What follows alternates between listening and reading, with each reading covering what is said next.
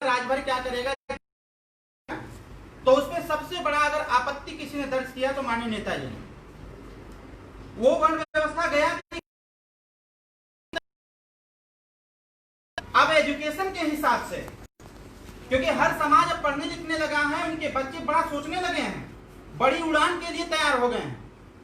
इसलिए नेताजी का विरोध सदन में हुआ कि अब वो काम बंद होना चाहिए जो पुश्तैनी पेशा दिया गया था। इन सारे इश्यूज को लेकर के अमित भाई से हमारी वार्तालाप होती रही।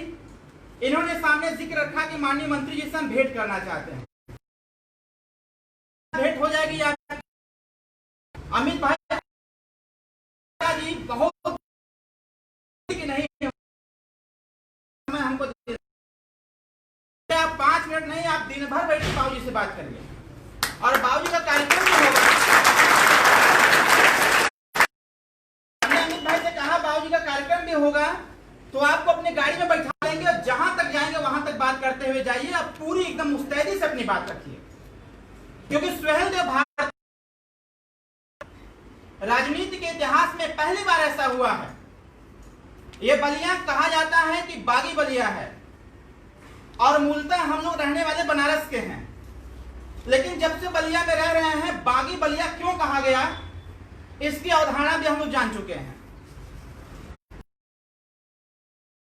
जो राजनीतिक इतिहास कहे जाते हैं, एक वो समय था जब समाज के उत्थान के लिए, समाज को आगे बढ़ाने के लिए डॉक्टर भीमराव अंबेडकर साहब ने अपनी सत्ता का परित्याग किया था, इस्तीफा दे दिया था कि अगर हमारी जनता, हमारे गरीब, हमारे वंचित समाज, हमारे दलित, पिछड़े और आदिवासियों का विकास नहीं है तो ऐसी सरकार में रहने नहीं होगी। राजनीति के इतिहास में मैं लाऊंगा आपको, मैं वहां लाऊंगा। डॉक्टर भीमराव अंबेडकर साहब बागी बलिया की धरती से एक बहुत बड़ा नाम है जो छात्र राजनीति से उठ करके देश की पटल पर बलिया का नाम रोशन करने का काम था। उन्होंने भी बगावती तेवर दिखाते हुए बागी बलिया का नाम रोशन करने का काम किया, स्वर्गीय चंद्रशेखर सिंह साहब। और आज पूरे राजनीतिक दशक में अगर देखा जाए, पहले नंबर पर डॉक्टर भीमराव अंबेडकर साहब, दूसरे नंबर पर सत्ता का परित्याग करने वाले बलिया जनपद के निवासी स्वर्गीय चंद्रशेखर सिंह साहब, तो तीसरे नंबर का अगर कोई व्यक्ति इस भारत में है जो गरीब वंचित समाज के हक हिस्साधिकार के लिए अपने कुर्सी को लात मार देता हो, ऐसे व्यक्ति का नाम ओम प्रकाश है।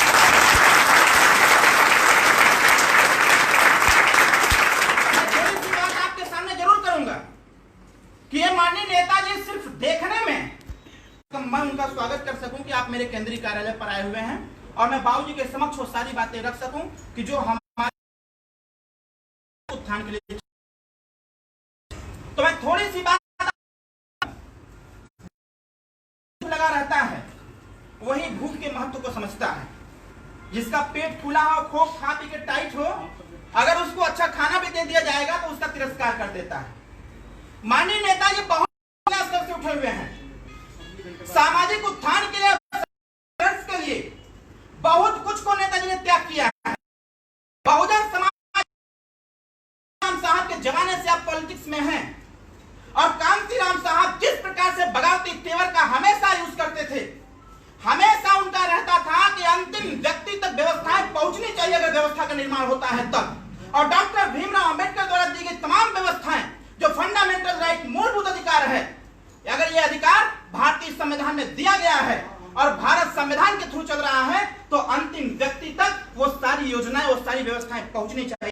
ग्राम सभा अध्यक्ष का पद बहुजन समाज पार्टी में स्वीकार किया और अपनी मेहनत के दम पर जिला अध्यक्ष तक बनने का प्रयास इन्होंने किया, जिलाध्यक्ष बने भी और अपनी मेहनत के दम पर बहुजन समाज पार्टी से पहली बार चुनाव लड़े, मात्र 22 वोट से पराजित हो गए।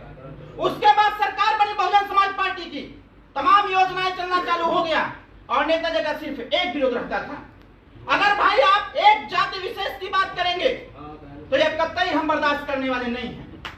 योजनाएं जो बनती हैं, बहुजन समाज पार्टी को स्थापित करने में सर्व समाज का योगदान है, इसलिए जो भी योजनाएं आती हैं ग्रामीण स्तर तक वो सर्व समाज के बीच में बंटना चाहिए। बहुजन समाज पार्टी से मायावती जी ने बहुत लालच दिया माननीय जी को कि आप हमारे साथ रहो, हम आपको बहुत बड़ा नेता बना देंगे।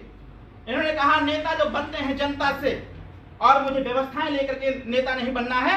मुझे जनता के लिए और जनता के द्वारा और जनता के लिए लड़ी गई उन सारी व्यवस्थाओं के लड़ना है, ताकि सरकार से दो दो हाथ करके अंतिम व्यक्ति तक व्यवस्थाएं हम पहुंचा सकें। सदस्य थे, वहां भी बात नहीं बनी, क्योंकि जहां जहां नेताजी गए वहां वहां मुख्य तौर पर यूज एंड थ्रो की बात होती थी। इनका उपयोग करो, इनको फेंक दो, बाकी वो एक बनता भाड़ में जाए जनता।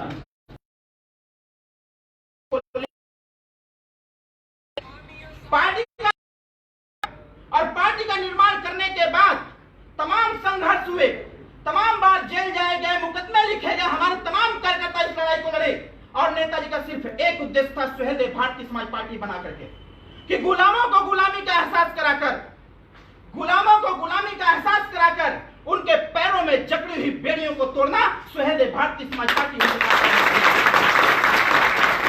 सारे उद्देश्यों को लेकर के माननीय नेताजी ने पार्टी बनाया। आप सबके आशीर्वाद से, सहयोग से सरकार में भी गए, सरकार हुआ। लोग आरोप लगाते हैं, लेकिन माननीय नेताजी ने सरकार में रह करके जिस सरकार के समक्ष जिसकी हैसियत नहीं हो पाती है बात करने की, वहां पर दो दो हाथ करने के लिए नेताजी हमेशा तैयार रहते थे। हर मंगल की बैठक को उत्तर प्रदेश के मुख्यमंत्री से कहा कही होती थी, बस इस बात के लिए होती थी कि हमारे बलिया जनपद से हमेशा उत्तर प्रदेश के विकास की बात करें तो बलिया जनपद में सबसे पहले अगर सूर्य की लालिमा अगर कोई देखने का काम, ये तमाम तरह की चीजें हमेशा आप टीवी के माध्यम से, पेपर के माध्यम से, फेसबुक, व्हाट्सएप, यूट्यूब हर जगह आपने देखा होगा कि 1 इंच भी पीछे लाइन में लगे अंतिम व्यक्ति तक व्यवस्था पहुंचाने में 1 इंच भी पीछे किसी के धमकी देने से और किसी के डरा देने से पीछे हटने वाले नहीं। इसलिए भाइयों, मैंने अमित जी से कहा कि अमित भाई आप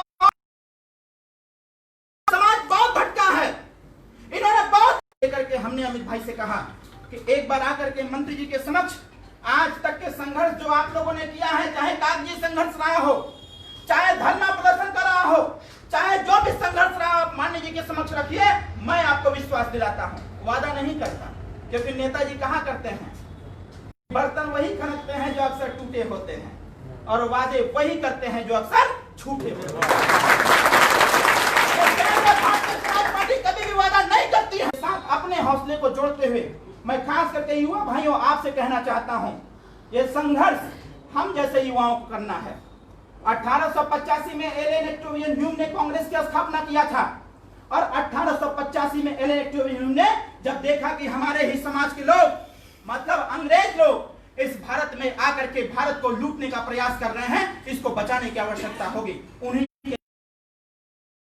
एक्टोवियन ह्यूम ने खड़ा होकर के एक आंदोलन किया और आंदोलन करके 7 लोगों को लेकर के कांग्रेस की स्थापना किया और 1885 से 1900 तक तमाम छोटे छोटे कागजात के माध्यम से भारत देश को स्वतंत्र कराने के लिए तमाम तरह की योजनाएं बनाई गई। लेकिन जैसे ही 1905 में सरदार भगत सिंह, चंद्रशेखर आजाद, सर सैयद अहमद खां, अशफाक उल्लाह खां, दामोदर चापेकर जैसे लोग जब 1905 में इस कमान को अपने हाथ में लेते हैं, तब 1947 में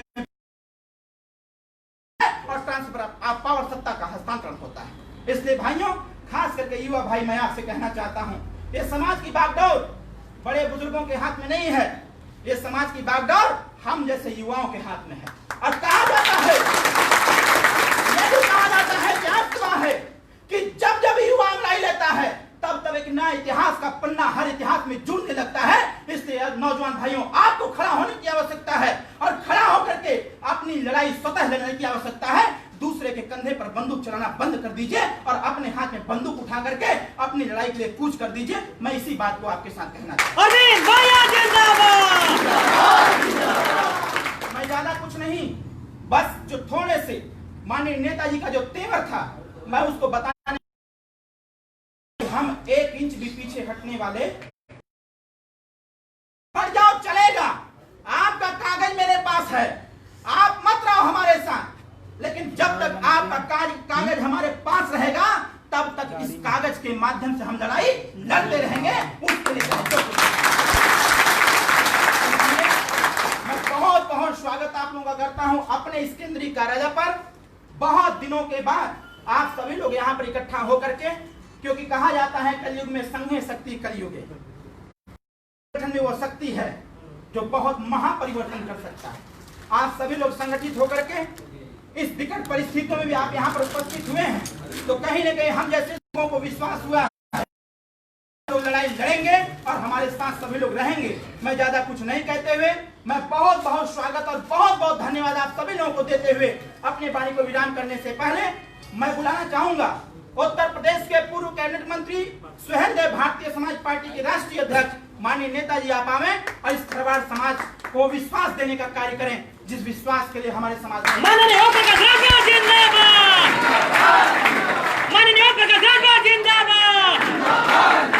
अरविंद भैया जिंदाबाद, गरीबों के मसीहा माननीय ओमप्रकाश राठौर जिंदाबाद।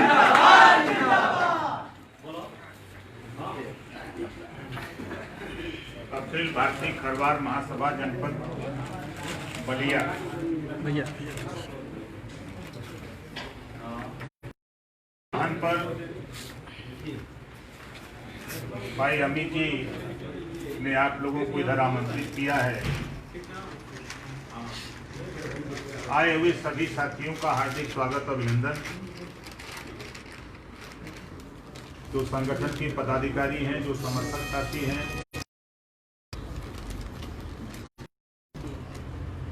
तीन चीजें हम आपसे कहना चाहेंगे।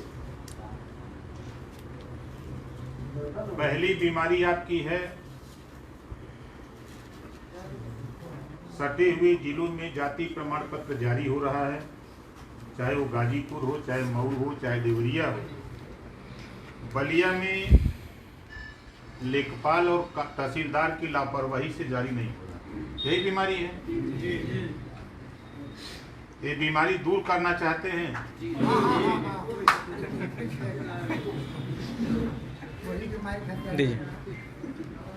साफ नहीं, ये बीमारी तो दूर हो जाएगी।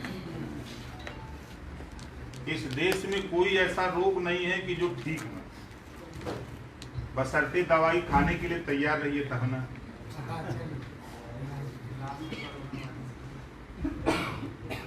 अभी कुछ चीजों की जानकारी अमित जी के द्वारा और हमारे साथियों के द्वारा हुई है। इसमें कुल मिलाकर के साथियों लड़ाई इस बात का द्योतक है या असफलता इस बात का द्योतक है, सफलता के लिए प्रयास पूरे मन से नहीं किया गया। कहीं न कहीं हमारी कमजोरी या कमी है। अब तो इधर कोविड-19 में और नहीं होता तो कल हम आपको दिखाते तमाशा।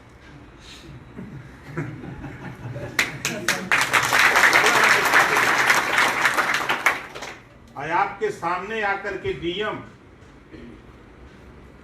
पहले वही बलिया सदर तहसील में सर्टिफिकेट बना करके देता।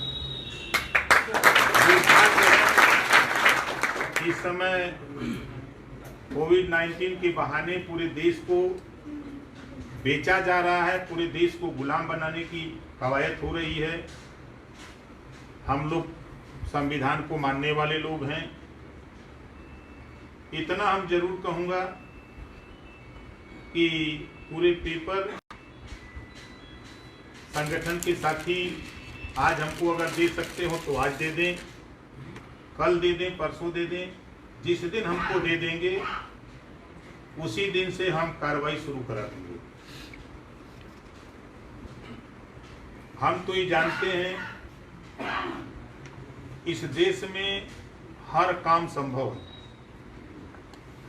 किसी की औकात नहीं है कि कोई कह दे कि नहीं हो। हमारी जो डिक्शनरी है, हम हमेशा पॉजिटिव में रहते हैं, नेगेटिव नहीं सोचते। जो होना है नेगेटिव वो अपने आप होता जाएगा, हम पॉजिटिव करते हैं। इस काम में सर्टिफिकेट जो भी पेपर है आपका मिल जाए।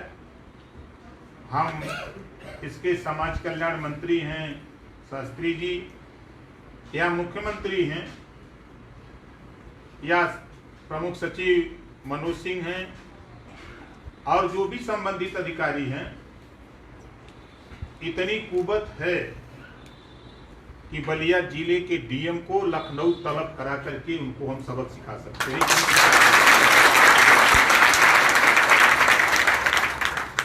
पेपर मिल जाए उसके बाद हम आपको दिखाएंगे आगे क्या होता है। सर्टिफिकेट तो बनेगा।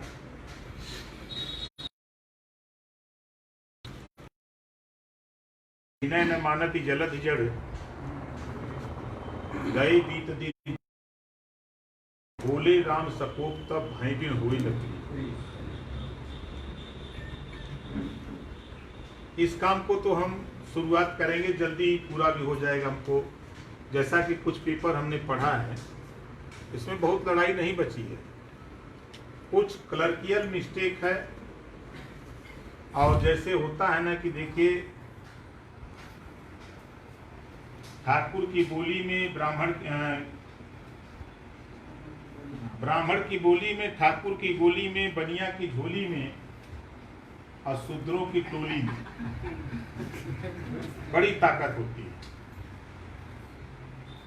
इसको हम लोग नहीं मानते।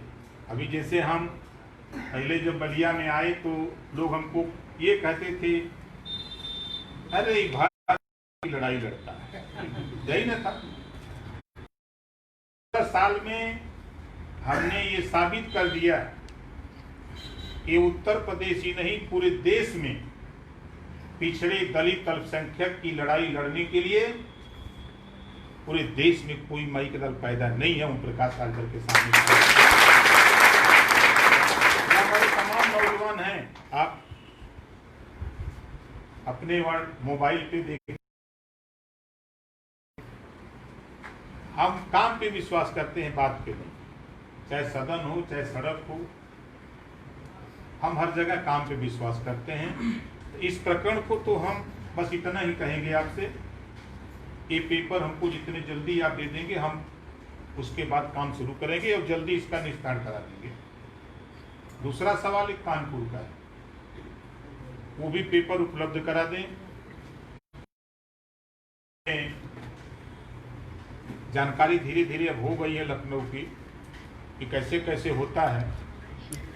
इस सरकार में कुछ ऐसे दरोगा हैं, कल मैंने अभी बलिया में बयान दिया था, लेकिन चूंकि अखबार वाले डरते हैं सरकार से, हमने तो साफ साफ कहा कि उत्तर प्रदेश सरकार में या किसी की सरकार रहती है तो पुलिस सरकार के इशारे पे काम करती है।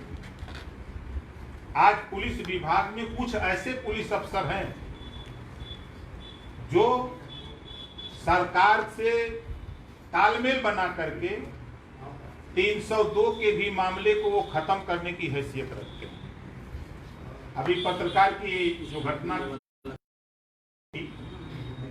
उसमें कल मैंने कहा कि जो वहां दरोगा इंस्पेक्टर था, पहले तो उसके खिलाफ 302 का मुकदमा लिखना चाहिए। और जब तक ये नहीं होगा, कहीं भी अगर संलिप्तता दरोगा को सस्पेंड करने की नहीं, अगर वो दोषी है तो सबसे पहले 1 नंबर पे उसका 302 में मुकदमा लिखो, तब दरोगा मानेगा, नहीं तो इसी तरह मनमानी करते। इसे कौशाम्बी में पासी की बेटी के साथ रेप हुआ 6 दिन, 6 दिन वो टहलते रहा, मुकदमा नहीं लिखा। जब मुझे पता लगा, कप्तान कहा कि फंसाया जा रहा फर्जी, हमके तुझे। जब कार्रवाई शुरू हुई 1 बजे रात FIR थाने पर होता है, सुबह 8 बजते बजते SO और SI सस्पेंड होता है। मैंने DGP से कहा कि ये कोई मामला नहीं DGP महोदय, अगर आप सजा देना है तो उसके खिलाफ 302 का मुकदमा लिखो, हत्या हुई है लड़की की। तो DGP कहें कि ये तो कोई कानून नहीं, कि बिल्कुल कानून बनेगा। अगर दोष तो सिद्ध हुआ तभी ने आपने उसको सस्पेंड किया, बोलिए। थाने पर दरोगा अगर दोषी पाया गया तब ने आपने सस्पेंड किया उसको, तो उस मामले में भी उसको इन्वॉल्व करो। जिस दिन ये हो जाए उस दिन पुलिस विभाग में 60% सुधार आ जाएगा, 60%। डरने लगेंगे लोग। और बहुत सी चीजें, हम घबराइए नहीं, हम उसमें लगे हैं 2 साल। अभी 22 में एक चीज, दुनिया को वोट दे देना, दुनिया को दे देना, लेकिन बीजेपी को स्वप्न में भी वोट मत देना। अपने रिश्तेदार को समझाओ, अपने भाई को, अपने पड़ोसी को समझाओ कि भाई दुनिया को वोट दे देना, लेकिन बीजेपी को वोट मत देना है। अगर दे दिया तो 5 साल के बाद फिर ये नौजवान ये समझ लेना कि अपने दादा से पूछ लेना कि उनके समय में क्या स्थिति थी, उससे भी बदतर स्थिति बीजेपी 2025 में लाने की तैयारी में है। इस नाते हम आपको आगाह कर रहे हैं, ये नहीं कि हमारा बीजेपी से दुश्मनी है, हमारी तो दुश्मनी उनसे विचारों से ऐसा है कि अगर मिल जाए तो जिंदा उनको जला दें। अम्बेडकर जी ने संविधान के पहले पन्ने पे लिखा है समता, स्वतंत्रता, बंधुत्व और न्याय, और ये क्या कर रहे हैं? आप नौजवानों सोचो, कल तक हिंदू मुसलमान में लड़ा दिया, नफरत इतना हो गई कि अगर कोई गरीब, दलित का बेटा, बैकवर्ड का बेटा, माइनॉरिटी का बेटा, कोई गरीब अगर सब्जी बेच रहा था, मुसलमान अगर चला गया कोई बैकवर्ड की कम्युनिटी में, फॉरवर्ड की कम्युनिटी में, इतना बड़ा भेदभाव अभी हिंदू मुसलमान किया। अब क्या चल रहा है आप देख रहे हो, अब ब्राह्मण राजपूत में भिड़ाया है। अब इस समय इतना कटुता ब्राह्मण राजपूत में है, कल अब शुरू होगा यादव और चौहान में, राजभर और पाल में, बिंद और निषाद में, चमार और खरवार में, बिहार और अर्कवंशी में, एक दूसरे से लड़ाकर हम एक जगह न बैठ सके, वो स्थिति बीजेपी लाना चाहती है।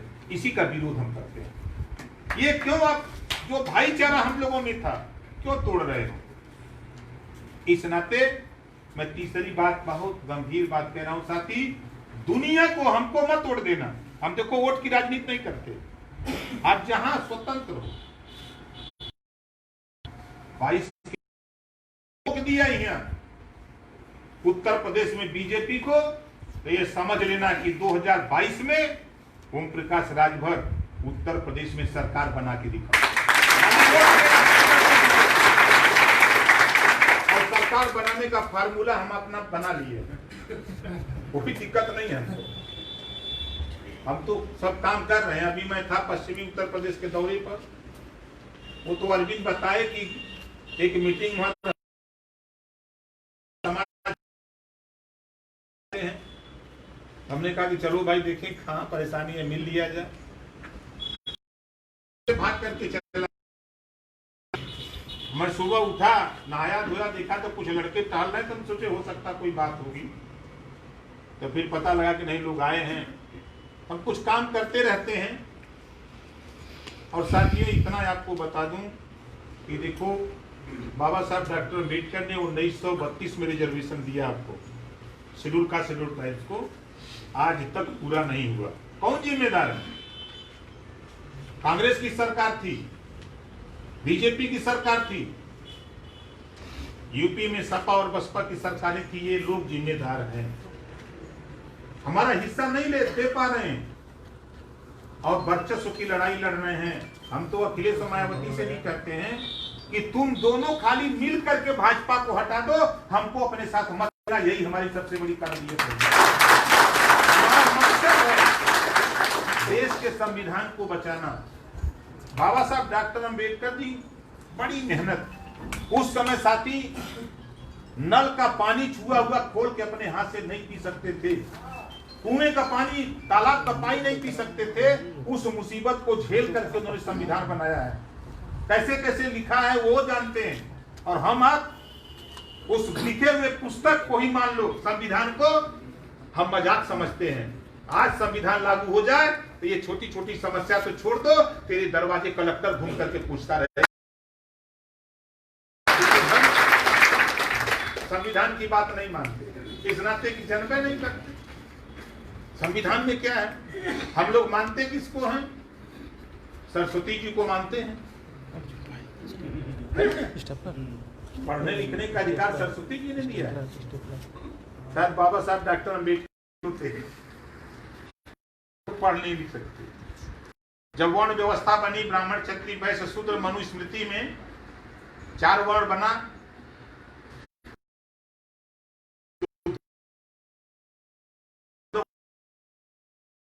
है नहीं, बस है, बचे तो सुधरे न। संविधान में स्मृति के संविधान अगर महिलाओं को दिया तो सावित्रीबाई फुले ने दिया। उसके बाद पिछड़ों को, दलितों को दिखाने का काम अगर कोई किया तो छत्रपति साहू जी महाराज, जब अंग्रेजों का शासन था, छोटे छोटे सूबों में राजा थे, तो छत्रपति साहू जी महाराज अपने राज्य में 50% आरक्षण हम लोगों को दिया। और मजे की बात, एक राजा छुआछूत को खत्म करने, बाबा साहब के संविधान पे धारावाहिक नहीं, ऐसे ऐसे नालायक हैं धरती पर जो बाबा साहब डॉक्टर अम्बेडकर की मूर्ति तोड़। आप बताओ कि अब वो जिंदा जब रहे होंगे बाबा साहब, तब कितना डरते थे ये लोग। आज मूर्ति देख के डर लग रही है। मूर्ति तोड़ रहे हैं, अरे तुम कुछ नहीं कर सकते। मूर्ति तोड़ के बाबा साहब के विचार आदर्श को नहीं खत्म कर सकते। उन्होंने किताब लिख दिया है, वो बाकायदे व्यवस्थित है, उसको तुम नहीं खत्म कर सकते। एक नहीं, तुम 1000 मूर्ति तोड़ो, लेकिन उनके आदर्श को तुम खत्म नहीं कर सकते। हम तो कहते हैं कि चलो कम से कम तुम, जैसे लोग भूत से डरते थे, तो कम से कम बाबा साहब की मूर्ति से तुम डरते हो, इतना बहुत है, ये कम नहीं है। इस नाते साथी, हम लोग जिस रामायण पे बड़ी चर्चा होती है, आप उसी रामायण को खाली देखिए। अंतिम लड़ाई की तरफ हम आपको लंका ले चलें। राम रावण युद्ध होता है और तमाम वहां जो बानर गए थे राम के साथ, कहते हैं बानर थे, यही पिछड़ा दलित अल्पसंख्यक था, वो बानर नहीं थे। अच्छा बानर बताइए कि 4 गोड़ से चलते हैं कि 2 गोड़ से?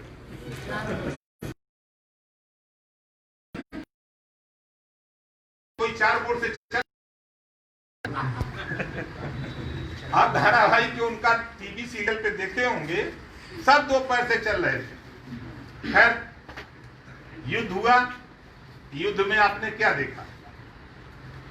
लाखों बानर मरे, किसी का हाथ पैर कटा, कोई मूर्छित हुआ, बानर भी मूर्छित हुआ होगा। और संजीवनी बूटी सिर्फ लाई गई तो अकेले लक्ष्मण के लिए, क्यों? और हजारों लोग मूर्छित हुए, उनके लिए दवाई क्यों नहीं लाई गई? धोखा हुआ ना। अब उसके बाद देखिए लाखों बानर मर गए। त्रेता बीता, द्वापर बीता, कलयुग उनकी भाषा में अंतिम चरण में है। 3 युग बीत गया, अभी तक बानर को एक आवाज तक नहीं दे पाए राम। देखे कहीं? मतलब उनकी जो लिखी हुई किताब है उसी को मैं बता रहा। और उसके बाद भी बीजेपी कहती है हम राम राज लाना चाहते हैं। अरे कौन सा राम राज? जिस राम के राज पे सही बात कहने वाले शंभू ऋषि का तूने गर्दन काटा, उसी को करके दिखा रहे हो। अगर कोई पत्रकार भी सही बात कर रहा है तो उसको गोली मार रहे हो। यही तेरा राम राज है। कोई गरीब पिछड़ा दलित अपने अधिकार के लिए बोल रहा है तो उसको देशद्रोही और आतंकवादी बता रहे हो। यही राम राज लाना चाहते हो। ओम प्रकाश राजभर बाबा साहब डॉक्टर अम्बेडकर का भारत बनाना चाहता है। इसी नाते हमारी नहीं पड़ती है बीजेपी से। इस नाते साथी, बाबा साहब डॉक्टर अम्बेडकर ने कहा शिक्षित बनो, संगठित हो, संघर्ष। शिक्षा तेरे पास होगी सब कुछ मिलेगा, शिक्षा नहीं है कुछ नहीं मिलेगा। शिक्षा होगी तभी अपने इतिहास को जानोगे, तभी आप पढ़ोगे, तभी आगे बढ़ोगे। और उसके लिए बाबा साहब ने व्यवस्था दिया है। इस व्यवस्था को खत्म करने में बीजेपी लगी। अभी आपने देखा कि देश का, दुनिया का, हम तो एक कमरे में नहीं बाहर टीवी पे बोला हूं, सदन में बोला, लखनऊ विधानसभा में मैंने कहा कि दुनिया में अगर झूठ बोलने वाली कोई पार्टी है तो भारतीय जनता पार्टी। सदन में बोला था, बाहर नहीं। बाहर तो जो बोलता हूं आज भी कह रहा हूं, दुनिया में अगर झूठा कोई नेता है तो नरेंद्र मोदी। बोलता है नरेंद्र मोदी, मेरी सरकार बना दो, मैं देश नहीं बिकने दूंगा। रेलवे बेच दिया, बैंक बेच दिया, LIC बेच दिया, BSNL बेच दिया, कोयले की खदान बेच दिया, 28 विभाग बेच दिया, और भाषण मार रहा है कि हम देश बिकने नहीं देंगे। और तो और मोदी ने कहा, बहुत अच्छी बात कहा ऐ देश के लोगों, मेरी सरकार बना दो, सरकार बना दो, महंगाई कम हो जाएगी। तो गरीब सोचा कि सही कहा था, 35 रुपया किलो आलू होगा है ना। 340 रुपया का गैस सिलेंडर आज 800 रुपया हो गया। और तो और साथी, ये जितने सरकारी स्कूल, सरकारी हॉस्पिटल सब बेचने जा रहा है, रेलवे स्टेशन बेचने जा रहा है, आपका बस अड्डा बेचने जा रहा है। जिस सड़क से आप आए होंगे राष्ट्रीय राजमार्ग बेच करके ये हमको आपको गुलाम बनाने जा रहा है। इस नाते दुनिया में अगर झूठा कोई नेता है तो उस नेता का नाम नरेंद्र मोदी है। दूसरा झूठा एक और पैदा हो गया। अभी योगी था, हम तो उस दिन कहे सदन में कि कल तक आप योगी थे, अब तो राजनेता हो गए, और झूठ एक नंबर का बोल रहे हैं। 1.25 करोड़ नौकरी लोगों को दे दिया इस लॉकडाउन में। उद्घाटन प्रधानमंत्री ने किया, अब योगी ने दे दिया। आप बताइए कि एक भी भर्ती हुई इधर 1 महीना 100 महीना में नहीं दिया। क्या मनरेगा में जितना लोग काम करत रहना वही जोड़। लॉकडाउन में, पहले लॉकडाउन में जितनी दुकानें बंद थी, चाहे चाय की दुकान, चाहे कपड़े की दुकान, रेडीमेड की दुकान, जो भी दुकानें बंद थी उस खुल गई, उसी को जोड़ के बता दिया कि हमने सबको काम दे दिया। इतना बड़ा झूठा इस देश में पैदा हो गए सब। इसी से साथी हम इनका विरोध करते हैं कि सच बोलो, सही बात कहो, झूठ मत बोलो। 1.25 करोड़ नौकरी दे दी है। अभी ये कह रहे थे कि हमने ट्रेन से ले आया बिना पैसे, वो चल रहा है, आगे आके पुलिस रोक देती है। वो पुलिस से कोशिश करता है कि जानकारी न हो पत्नी को, हम घर चले जाएं, लेकिन पुलिस जिद करती है, तब वो मजबूरन कहता है कि मेरा बेटा मर गया है। तब पत्नी को पता लगता है। अब सोच लो कि उसके सामने क्या बीती होगी। ये इस तरह सजा इनको मिलेगी। मैं कहता हूं ये योगी और मोदी को, दोनों को इसकी सजा मिलेगी। वो दिन होगा जिस तरह बड़े बड़े नेता कैंसर से मरे हैं, इनको कीड़ा पड़ेगा। ये हम तो देखे हैं, प्रकृति ने ऐसा चाल चला है कि सबकी दवाई प्रकृति करती है। ये गरीबों का खून चूस रहे हैं सब। इस नाते साथी हम आज बहुत नहीं, बस इतना जो काम आपने दिया है इसका पेपर सब आप हमको, हम इसको कर देंगे, कोशिश करेंगे इसमें जल्दी काम हो जाए। यदि किन्हीं कारणों से अधिकारी ऊपर से नीचे तक हिला हवाली करते हैं तो 4 महीना लॉकडाउन चलेगा। और हालांकि इनकी प्लानिंग तो है कि बाबा साहब डॉक्टर अम्बेडकर के संविधान को न मानते हुए चुनाव ही न होने पावे, ये उस तैयारी में लगे हैं। लेकिन सब लोग लगे हैं क्योंकि बहुमत इतना है कि ये जो चाहते हैं वही कर रहे हैं, कोई बोल नहीं पा रहा है। जिस दिन लॉकडाउन खत्म होगा उसके पहले हम लोग सफल हो गए तो ठीक है, और नहीं जिस दिन खत्म होगा उसके 5 दिन के बाद तैयारी बना के रखिए। 5 दिन के बाद आप 500 आओगे, हम 5000 लेकर के अपनी टीम और उसी दिन डू और डाई, या तो सर्टिफिकेट आप जारी करके दिखाओ और नहीं तो हम लोग यहां से जाने वाले नहीं हैं। ये काम होगा। जब सोचे हुई घी ना निकली तब क्या करें? अभी तो प्रेम से बतियाएंगे। और मुझे पूरा विश्वास है जिस दिन पेपर मिलेगा, काम चालू होगा, उसी दिन दिल्ली से लेके लखनऊ से यहाँ तक हड़कम शुरू हो जाएगा। अभी जैसे लिखा साथी ने कि बलिया में हम लोग लगभग 1 लाख हैं, 1 लाख के ऊपर, लेकिन गिनती कभी नहीं हुई है ना। गिनती ना होना, जनगणना तो छोड़ दीजिए, जनगणना का हाल कि किसी से पूछिए तो पहलवा हम जब नहीं आए थे तो घर कहाँ है आप कोई गांव बता दीजिए जहाँ भर ना हो। इसी तरह मैं यही पासवान रसड़ा में एक दिन हमारे दिमाग में आया कि यार देखो, अच्छा पासवान 10-5 को जुटाओ, उन लोगों को समझाया जाए। तो यहाँ करीब 200 लोग आए, सूचना दी गई सेवा की चला अपनी पीड़ा बताओ क्या तकलीफ है, तो लोग अपनी बात कहते कहते खुशी में रो रहे थे कि हम लोगों को खुद पता नहीं है कि इतना पासवान रहता है।